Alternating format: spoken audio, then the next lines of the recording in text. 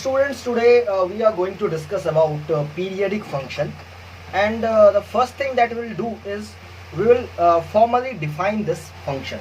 So I can write a function f defined on a domain D.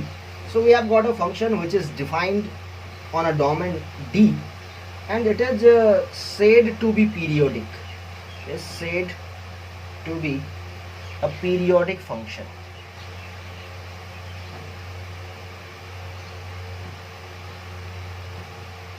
If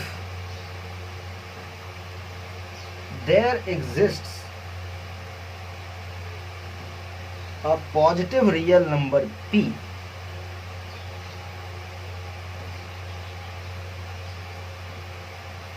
such that f of x plus p is equal to f of x for all x belongs to D. If there exists a smallest positive number p, if there exists a smallest positive real number p, then it is called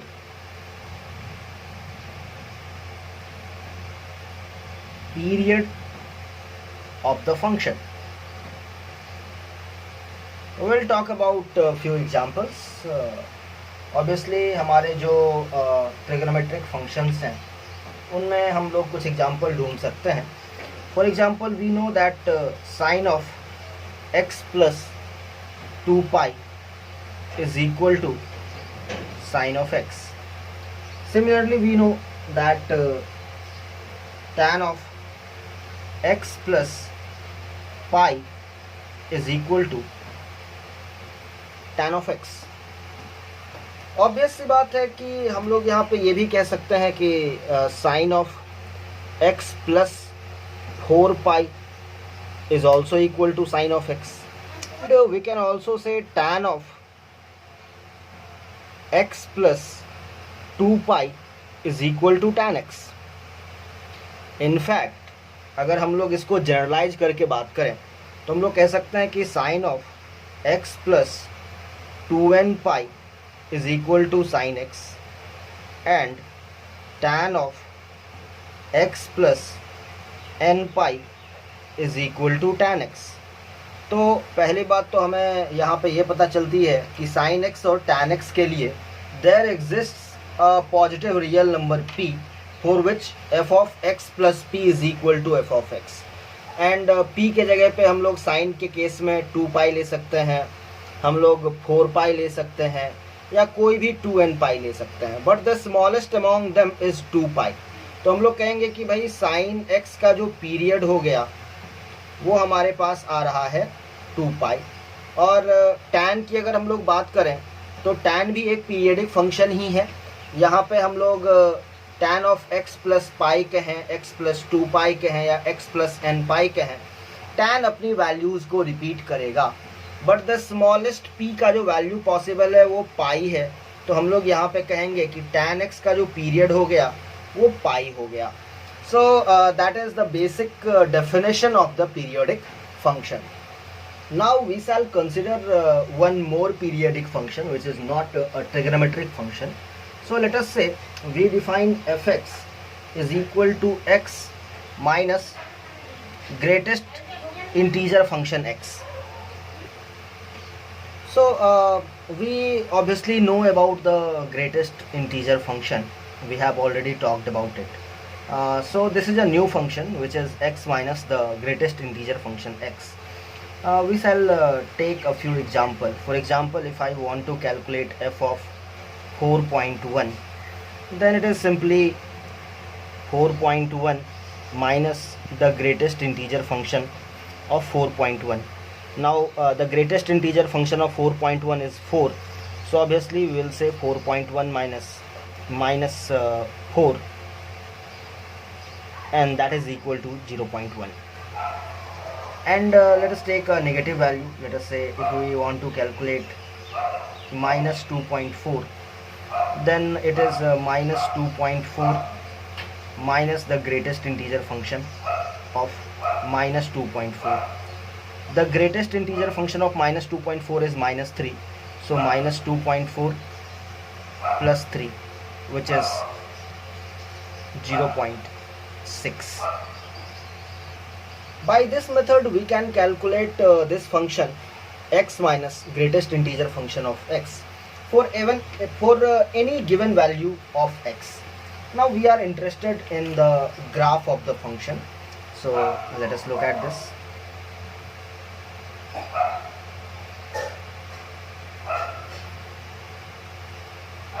This is my f of x and this is my x. Between 0 to 1 it will remain at 0 to 1 itself. After 1 it will repeat its value again, and the graph would look something like this, both in positive as well as in negative territory.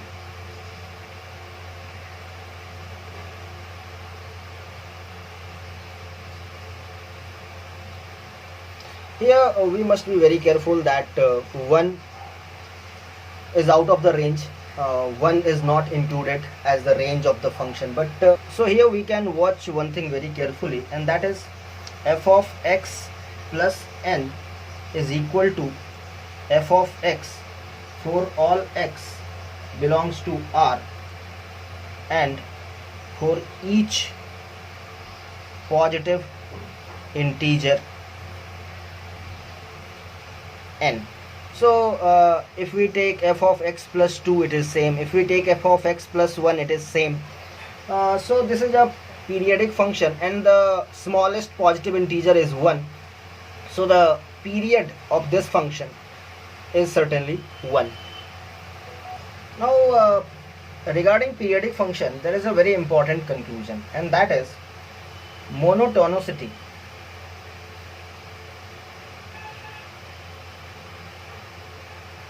So monotonicity and periodicity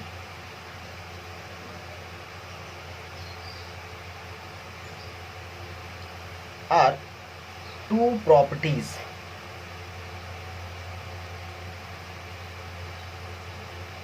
of functions which can never coexist. So here I simply want to say that if a function is periodic, then it can never be monotonic, and if a function is monotonic, then it can never be periodic. So they are just two contrasting properties, two opposite properties which can never coexist. So that is a very important conclusion. So students, now we are supposed to discuss a new chapter, which is limits. So to understand the concept of limits, let us start with an example. And this is a function. So let us say I have got a function f from R to R, and it is defined as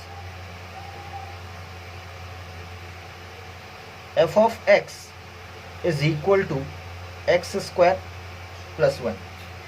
Now let us make a table for x and f of x, and the rule is we will keep our x more than 1 but closer to 1. We will try to come closer to 1, and we will try to see what are the values of f of x.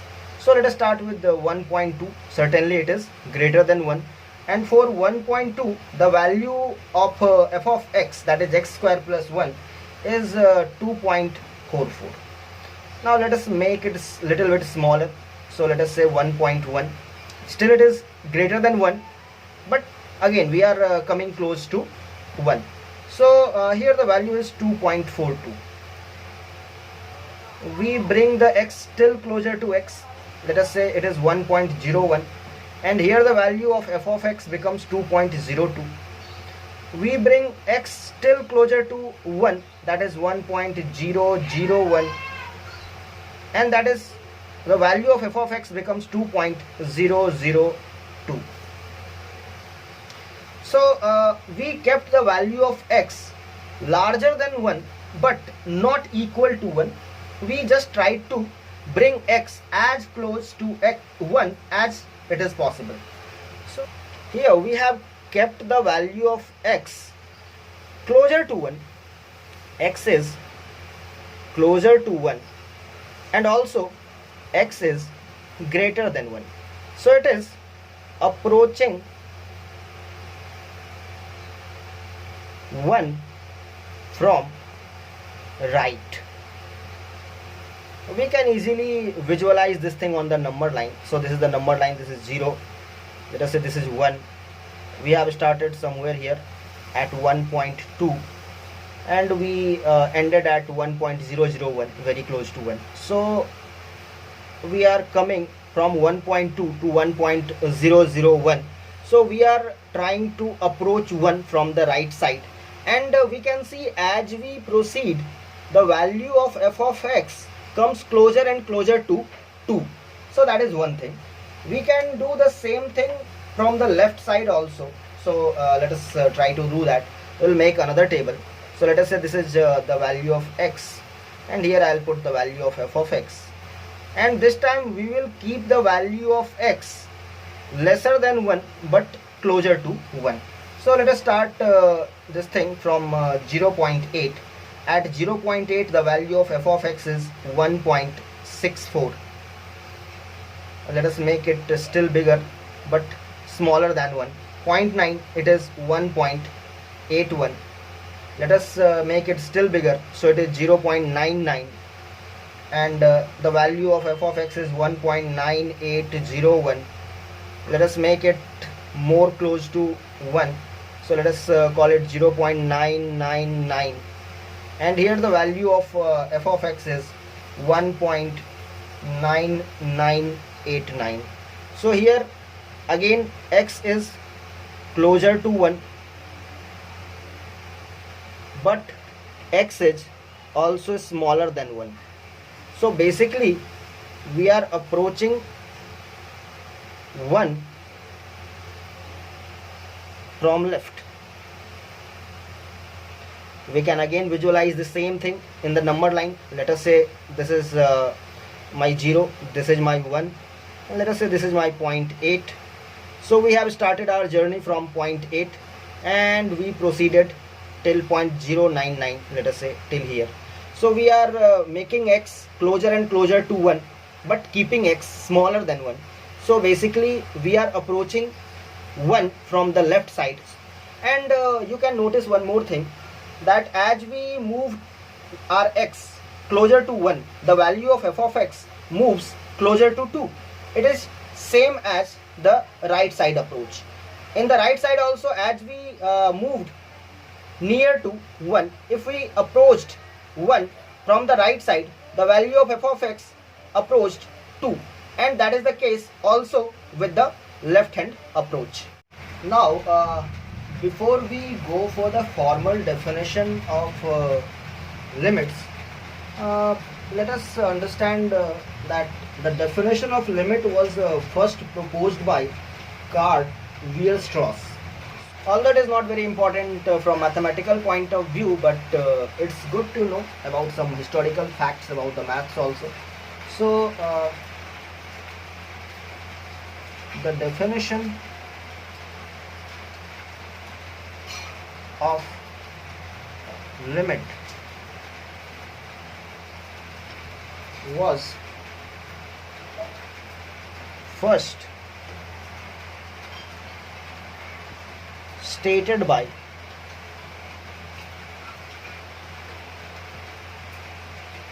Karl Weierstrass in 1850. Now we will learn the same definition as given by Karl Weierstrass. तो इन्होंने जो definition दिया था limits का, वो हम लोग कुछ यूँ कह सकते हैं. Definition: let f be a function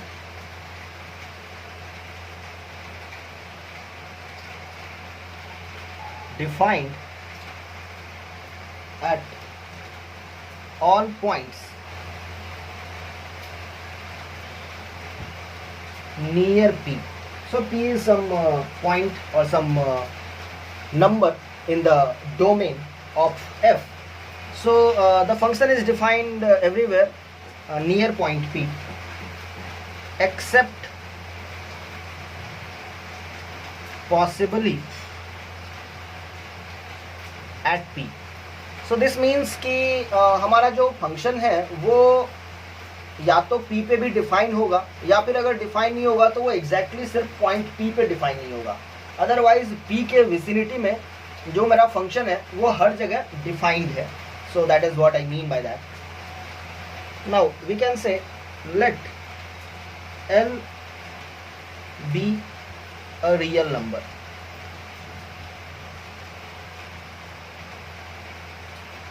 We say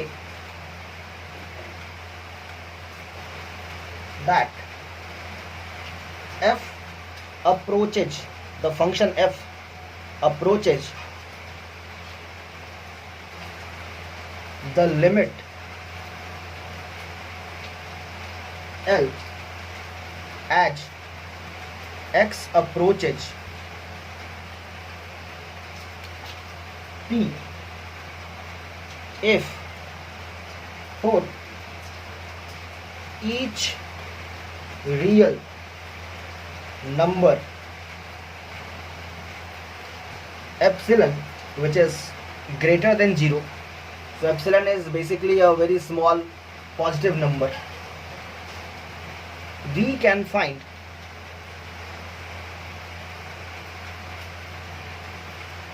a real number delta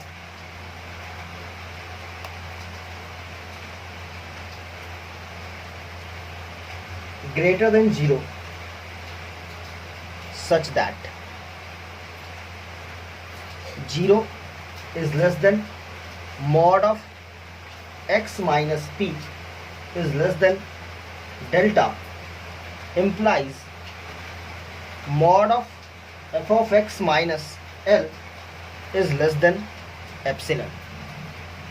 So this is the formal definition of limit, and we will try to understand it every bit by bit.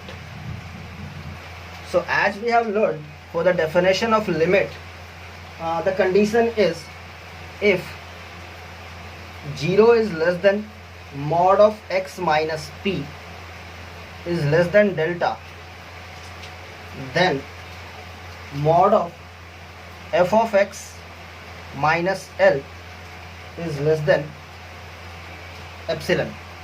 So basically this is the definition, this is the basic condition to define limit. Now we have already learned the meaning of this statement.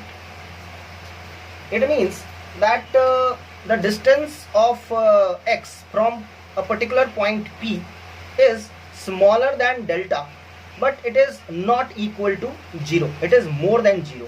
So if I want to write it formally, it simply means that x belongs to P minus delta to P plus delta, and it is an open interval except the point P itself. So let me remove the singleton set P. So the real meaning of this statement that 0 is less than mod of x minus p is less than delta is that x can be anything between p minus delta to p plus delta except p itself. And also we have to understand the meaning of this thing, and we have already discussed that also. And it simply means that the value of f of x is between L minus epsilon to L plus epsilon. So to describe this, we will say here my f of x lies between L minus epsilon to L plus epsilon. So we can say that here f of x lies between L minus epsilon to L plus epsilon within the open interval. So the formal definition of limit requires this condition to fulfill. If we have some x which lies between p minus delta to p plus delta except p, then fx lies between L minus epsilon to L plus epsilon.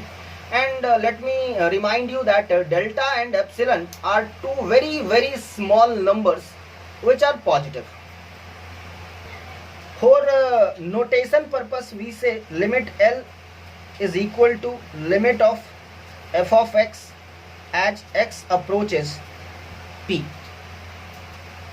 Now, to sum up what we have understood from this discussion, we can say the following thing. Given epsilon naught is greater than 0, we can choose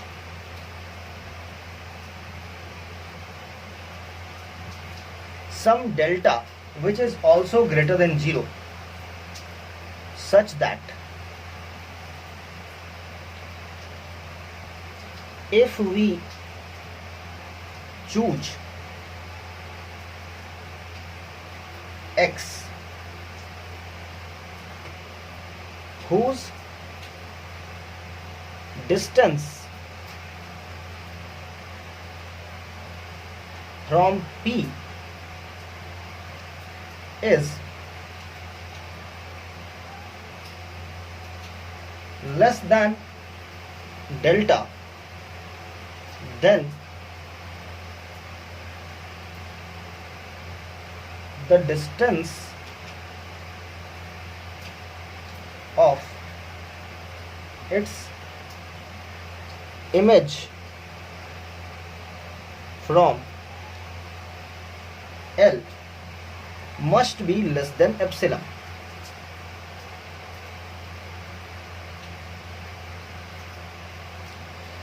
So the condition that we have mentioned here, it can be summed up like this.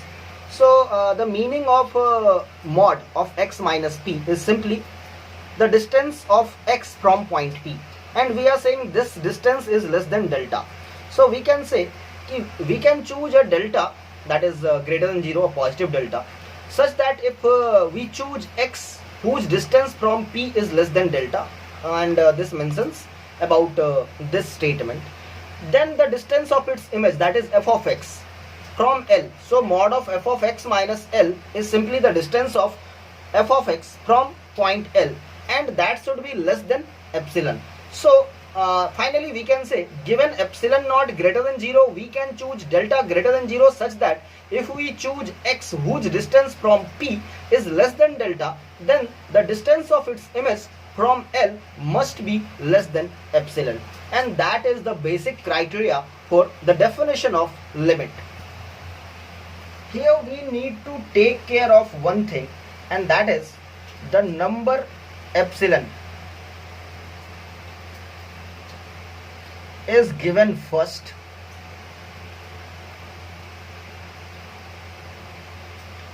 and the number delta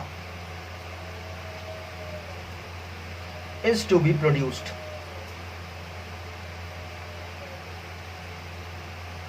So first we will assign some epsilon, and for which we will calculate delta, and not the other way around.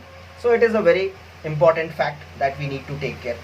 And another important point to note is, while taking the limit of f of x as x approaches P, we are concerned only with the values of f of x as x takes the value closer and closer to P, but not when x is equal to P. So let me write that point also. While considering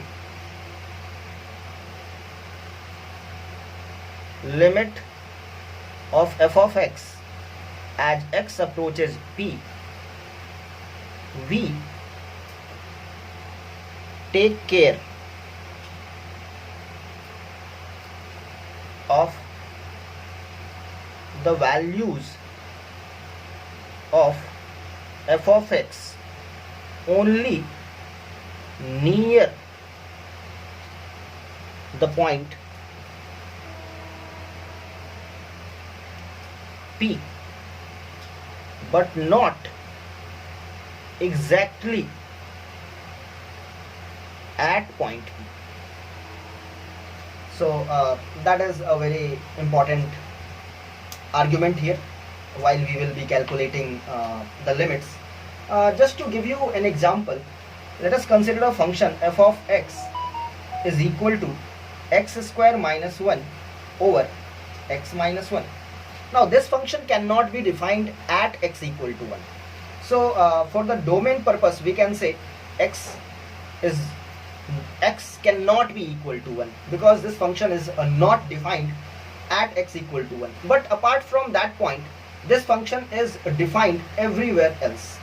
Okay, so I can say the domain of this function, that x can belong to the set of real number except point 1. So while we will consider its limit, we will not take care of the value of this function exactly at 1. So if I say limit of f of x at x approaches 1, we are not bothered about f of 1, should not be considered.